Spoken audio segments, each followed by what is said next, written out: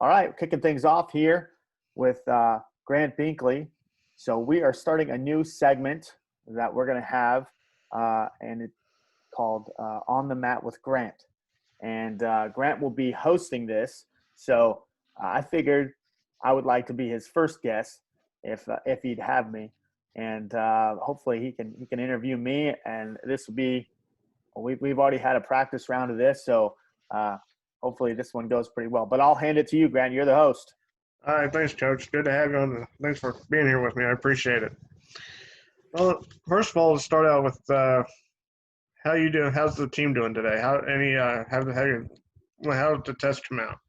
So we've been testing every single week, once a week, since September, which has been great for us and holding us accountable and making sure our guys are doing their very best to mitigate their risk and wearing masks and socially distancing. And when we do get a positive test, we make sure that we're doing the ethical and responsible thing, right? So this last COVID test right before holiday break here, everybody negative. So everybody's going home reasonably safe, reasonably sure that they're not going to go home and expose a family member or somebody. So we're pretty happy about that. We've been pretty lucky lately in the last two tests. We've had positive cases in the past, but we've been very fortunate so far. And we've been very fortunate in getting all of our guys back to the mat right before break here. So good. That's good. Let's talk a little bit about you for a minute. You, of course, got your degree in gym teaching and being a gym teacher. Yeah. Now you're coaching Drury Wrestling. You got one of your first coaching experiences over at Maryville University up north, which is a rival of GLVC rival of Drury University. What are the differences between how things work at Maryville and how things work here at Drury? Sure. So yeah, I got my degree in physical education and my master's degree in human performance, and both of them I ended up not really using nearly as much, except for you're still teaching, you're still coaching, you're still doing things, even though I didn't necessarily use my teaching degree from undergraduate, to go into high school teaching or anything. And started coaching. I coached for a year at my alma mater. I coached for a few years at the University of Nebraska at Omaha before moving to St. Louis and starting a program with Coach Denny there in St. Louis at Maryville University. So it was really extremely valuable for me there to start a program and everything.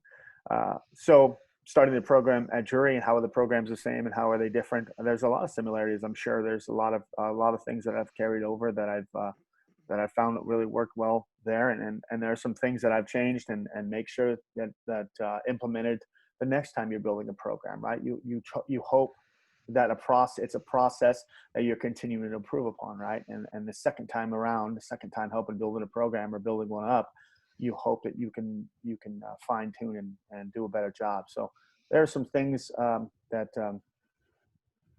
I've really paid close attention to in the beginning here that I've learned over time. Need that bit of attention, need that emphasis.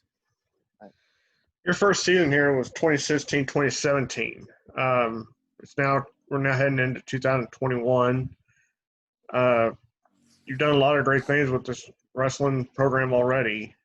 How do you see it moving around in the future, and what are you most proud of so far, and what do you see coming out of this program here in the future?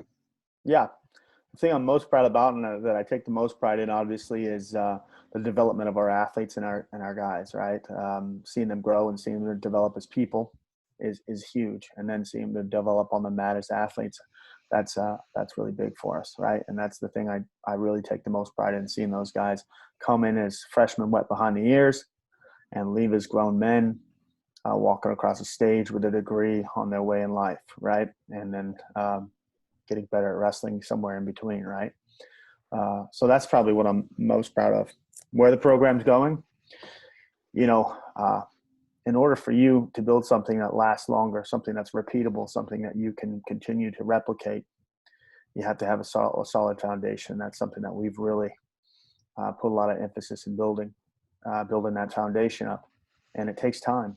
And anything worth building should take some time to build, right? And there's a lot of different distractions, and there's a lot of different trials and tribulations, right? But The big picture is make sure that you're building a product, make sure that you're setting a really good foundation, a really good pillars, really good cornerstones, and developing a culture.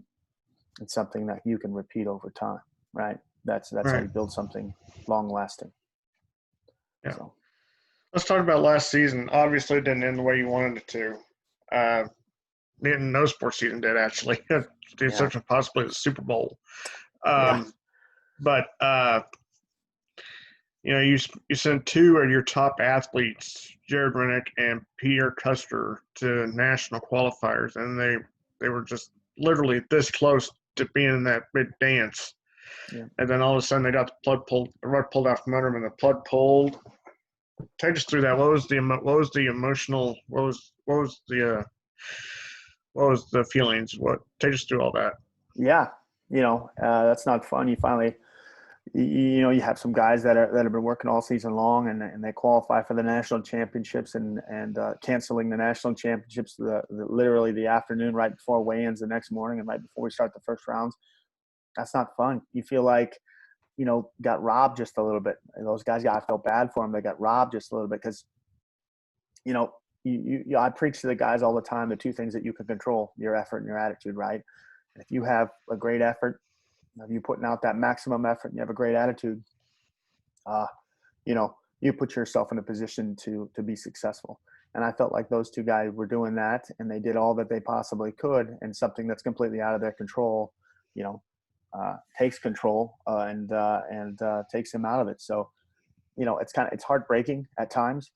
And what you shift your emphasis in is a process and making sure that you're spending more time together and spending, less time together and more time in meetings and Zoom meetings, and more time emphasizing the mental aspect of things in the spring and during the summer, uh, and doing what you possibly can, right? And it's been rough on those two particularly, because in the sport of wrestling, it's not really a season unless you have an opportunity to compete in postseason. And I know that, and I've heard from different people that they consider, hey, you had a wrestling season, even though your nationals got canceled, we consider that a season. Well, that's not really considered by a season by any other merit or any other athlete, coach. Nobody else considers that's a season unless you have an opportunity to compete postseason, unless you have a national championships. The crown jewel of your season is at the end of it there. And unless you have that, then it doesn't count as a season. And they feel that way. And we've tried to do our very best to shift our focus on controlling what they can control and controlling themselves and managing their own self, right? Let's talk about more about the returners this year. Obviously, you got Peter Custer and Jared Renner coming back, two top-notch athletes. I've seen them perform in practice. They're always just right there. You got Ben Stallman coming back. Who else do you have coming back this year that you're really anxious to see on the mats? Yeah, we have, unlike in years past, when you're building a program, this is our 5th year now, and so we really struggle to have leadership in the room. Leadership in the room was occupied by other younger guys, right? And so now we have a good group of young guys that are coming in, but they have some 4th and 5th year guys in there that can really hold them to account and really push them and really are identifying the culture of the program. And that's an extremely healthy thing to have going in your 5th year, right? So like you talked about Jared and Peter and Ben, we have some other 5th year seniors that are part of that leadership group. Seth Otis, he's one of our team captains and returner at 149. And we're extremely excited to have him back. And the same thing with Jake Bird at 133 pounds. Those guys, 5th year guys, they're familiar with the program. They're helping those young guys. They're pushing them. They're helping reinforce that culture of the program, right? Todd Angel, another 5th year guy in there that has been absolutely incredible. And right now he's actually helping coach at a high school locally. So, those are some 5th year guys that have been absolutely pillars in our program that we're extremely fortunate to have. Who do you look out for this year to have a breakout season, or rather, other than Peter and Jared? Who do you look to have a breakout season this year? Well, we have a lot of good guys. I mean, obviously, Jared and Peter, it goes without saying, those guys are going to be your breakout guys, or those guys are fixing to be your breakout guys. We're still in the stages where we're going to have several individuals performing at different times, and are still kind of building up that team unit aspect where you have 8, 9, 10 guys out there performing extremely well and getting high marks and trying to outperform each other, right? That's where we want it. We want these guys competing with each other on who can be the better performer and who could be the better performer in duels and in competitions, man. It should be a fun thing getting together and making sure that we're pushing each other like that, right? So like I said, Jake Bird and Seth Otis, both those guys returning. There's some a big chunk of young guys in there, including Logan Zimmerman at 174 pounds. He was in there as a true freshman last year, and this year now he's got some experience under his wings and back at 174 pounds in there. Colby Estes in there at 197 pounds. He's as a freshman last year, redshirted, and he was a state champion at his high school in Warsaw, Missouri. And so he's right there wrestling with Jared Rennick every single day. That's one of his workout partners. And man, I've seen Colby make some strides. And there's some really good little guys in there at 125 and 133. We've got some depth in there now, and there's 3 really good ones at 25, and there's 3 really good ones at 33 that we're gonna see who breaks out of that group, and whoever it is gonna perform well, and they're gonna be pushed by their teammates, and we're extremely excited for them. Coach, you got 15 incoming freshmen coming in this year, some of which are brothers to your already starting. You got Peter Custer and his brother. You got Logan and Connor. Zimmerman, his brother. Connor Zimmerman.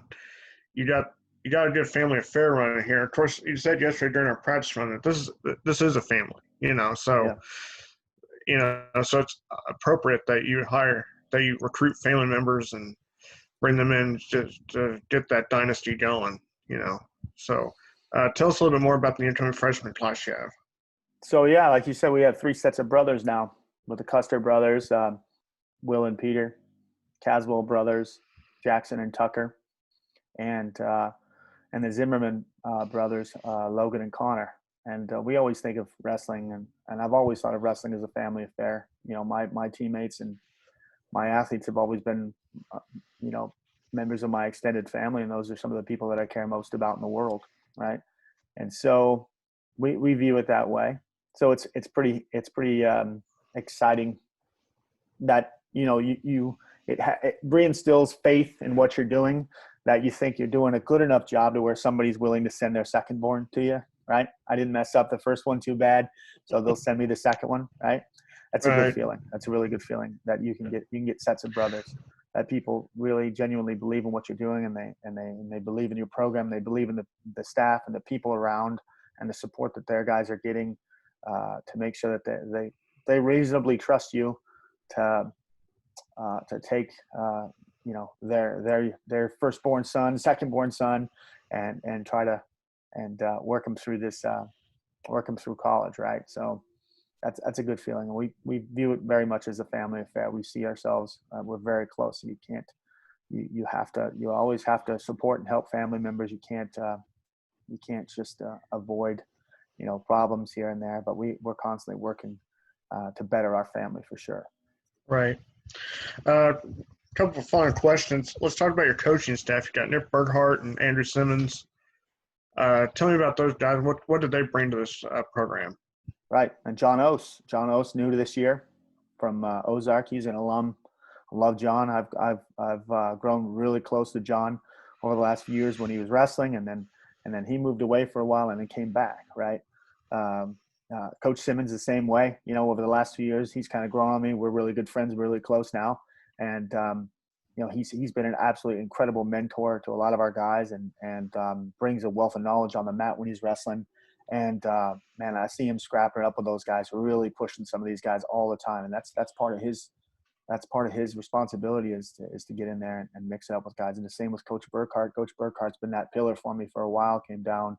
I coached him at Maryville University. Was fortunate enough to have him come here with me, and start out on this journey, and he's been absolutely incredible, and we've grown closer, and I'm very thankful to have him for sure. I'm very thankful to have all of those guys, and the same with Blake Clevenger. Whenever he's in the room, he could get in there a couple times a week and mix it up with those guys. I know he's got another job that he's got to fulfill obligations for, but he's in there a couple of times a week mixing it up with some guys, and I know a lot of guys look to him for leadership and mentorship, and I love having him in the room for sure. And I think we've got a great staff that are some great mentors, and that really kind of reinforce what we're trying to do in our culture for sure. Final question, Coach. Obviously, it's going to be a very difficult season with COVID and coronavirus. You're having to adhere to new rules, regulations. You're having to do things a whole lot differently than what you were the past few years, especially last year. How do you see the season coming out this year? Oh boy, yeah. So we've truncated a big chunk of our season just to January and just to duels, and fingers crossed. We're going to get those two postseason tournaments, the regional and the national championships. Like I said, I mean those are the crown jewel of the season, and that's what we're working for.